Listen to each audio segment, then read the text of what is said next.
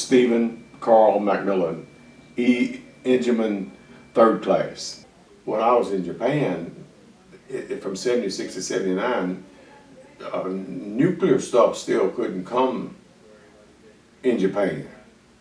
Or I'm almost positive, I'm positive about that they still didn't. I don't know about now, but I know then they couldn't do it.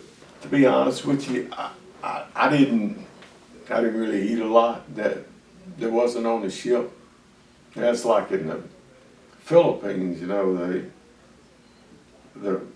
actually they had martial law when I was there, Marcos or whatever, and it may have been this way with all the guys, but at 11 o'clock you had to be off the streets, and they had shore patrol.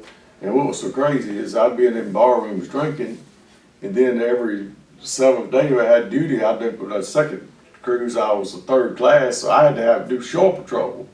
So the same bars that I was in there drinking, however many days out, well, it may have been 3 or 4 days, leave it whatever, but the other 3 days I was out there drinking, and the 4th one I'd have to go there and run the joint like me out of it at 11 o'clock. But you'd have to go back to ship, but it was from like 11 to 5, it was a curfew.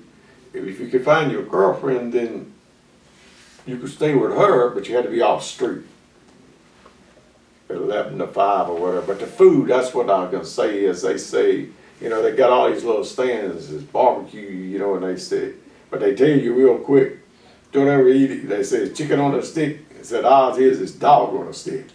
So I didn't do no eating. All I did at any of them was drink.